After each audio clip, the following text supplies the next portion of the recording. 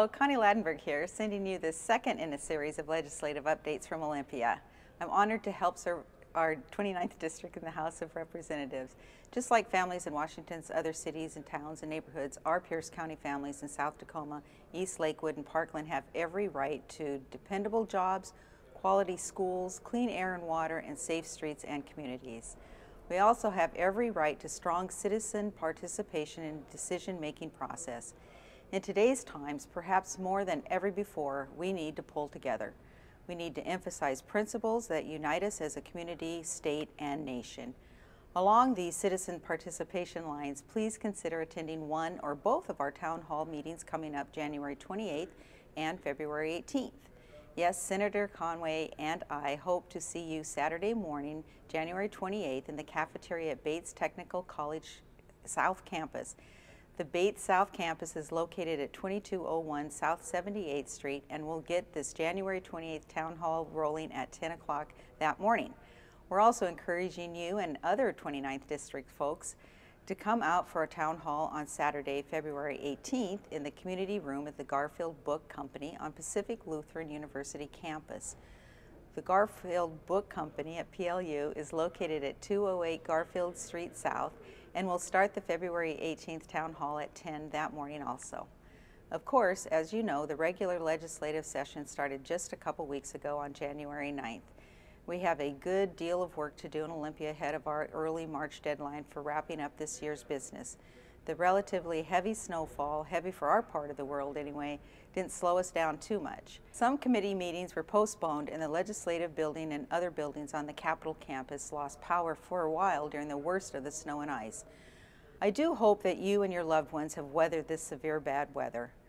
Times like these make me especially thankful for and proud of people whose career and mission it is to brave and work their hardest to overcome the worst of what nature throws at us. Emergency response folks for sure, as well as power company workers out there keeping us safe and striving to get so many of us heat and light again. These are heroes and heroines I know I'm too often guilty of taking for granted. So I will just say now, thank you so much to you folks for doing a great job, an amazing job. Okay, back to my legislative update today. Finding answers to the overwhelming revenue and budget questions is certainly the main order of business for this 2012 session. Other issues loom before us, of course, matters involving everything from public schools to public safety to public health. A good deal of my personal attention will be devoted to my work as Vice Chair of the House Public Safety and Emergency Preparedness Committee. I will keep you posted on our committee work in the weeks ahead, including public safety bills I'm priming or co-sponsoring that will pursue strategies confronting the gang menace. Now, perhaps you've read or heard about some of the first bills we recently sent out of the full House of Representatives over to the Senate. These important measures are written out of respect for our service members who have answered the call of duty to our nation. Citizens who put their lives on hold and all too often put their lives on the line shouldn't have to worry about what's going on with their parental, legal, and education rights back here in the States. That's the message emphasized in these three measures among the very first bills to win House approval this year. House Bill 1615, which I'm proud to prime sponsor, is aimed at safeguarding the legal rights of all citizens called up to active duty.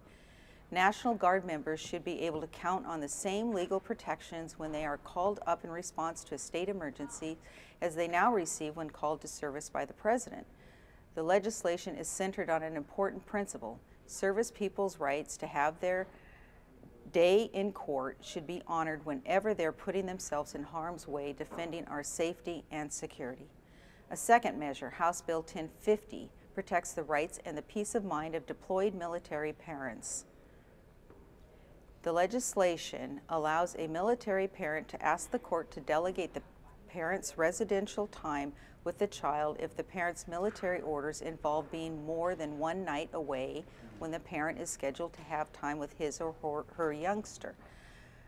This provides that the delegation provision applies when establishing a parental plan or court order, not just when modifying an existing plan or order. To me, this bill is very much like the other military measures. Actually, it's very much like any legislative proposal when one has only to walk a mile in another person's shoe, so to speak, to get a feel for that person's challenges.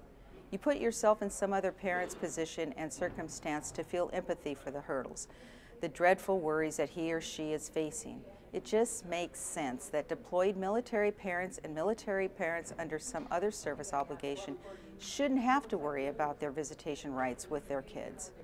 A third service-related bill, House Bill 1221, will see to it that colleges and universities provide a chance for reservist students to make up any tests they miss if they're called to active duty or military training for a month or less.